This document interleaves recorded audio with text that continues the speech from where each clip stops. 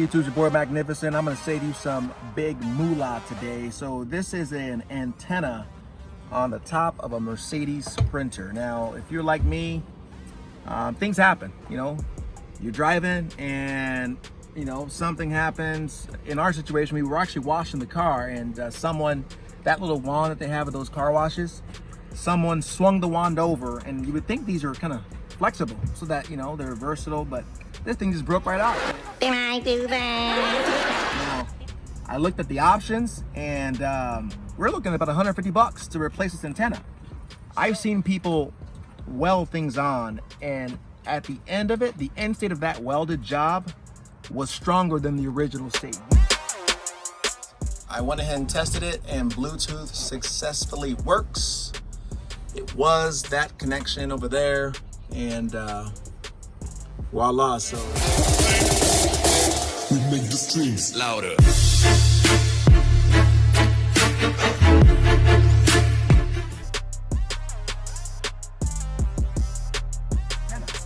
So here is what we're gonna do.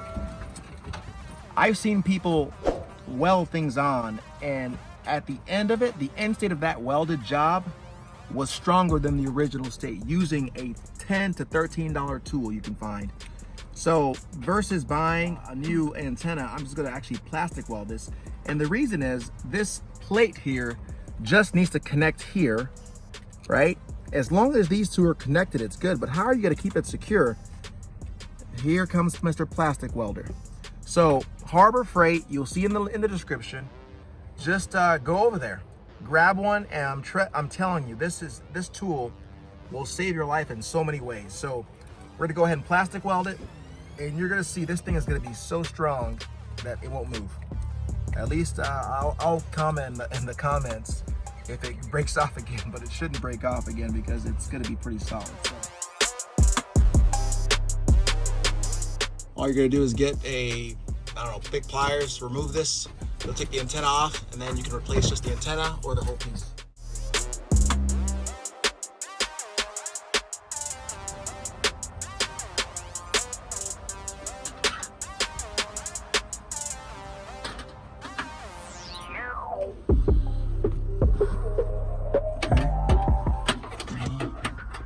Pop her out. So all it is it's just with the rubber. It's cemented. That's all it is. I'm just gonna glue it later on, and be good to go.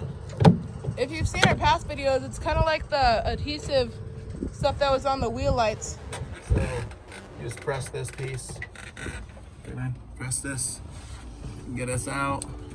Do the same thing here.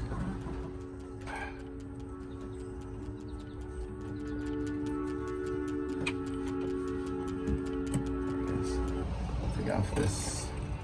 See if I can get this zip tie off without breaking this clip. This off. Grab these. Done. I think it actually, you know what? I'm gonna leave this on here. I probably should cover it up until I get another one. Otherwise, rain will. I'm getting one pretty fast, so we don't end up in trouble with the rain. Okay. Just gotta replace it, pop it in, put those back together, put the trim back in here, connect everything else. I wanna make sure when you replace the top that I would suggest putting maybe a little bit of sealant on the sides, even though it's gonna be tight. Like a clear sealant from Home Depot or Lowe's or wherever you go for home improvement, just to make sure that it's watertight, and we should be good. So that said, guys, let's go ahead and plastic weld, and you'll see what I'm talking about.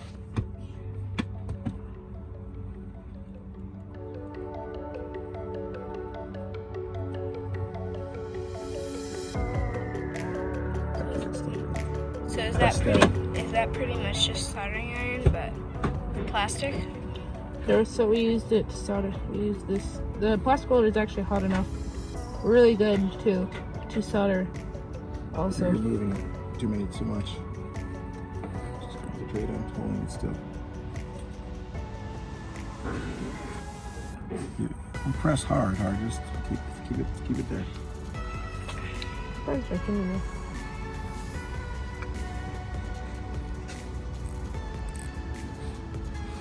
Let's see if it'll stick.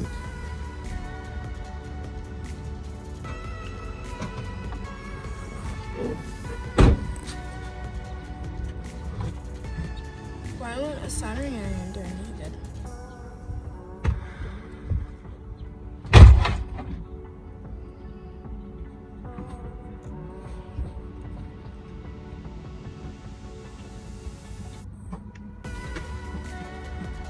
Sorry, Beckham.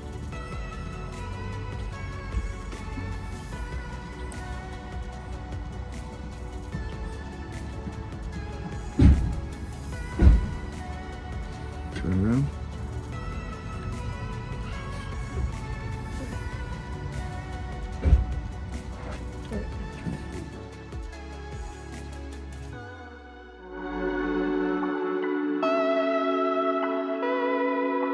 Every time you move it, it messes up the bone. It's like a dislocation. You gotta keep that bone still. That's why they put a cast on it. All right, it's looking nasty, but trust me, when this thing is done, there you go, When it's cold and dry. it'll hold. It is like solid. But let's see. Keep holding it. I'm gonna just keep piling it on. It works best when you solder plastic weld and you remelt what you've already melted, and that'll actually solidify it. And you basically pack it down, pack it down. I'm gonna do another coat, another coat, another coat. Just like me.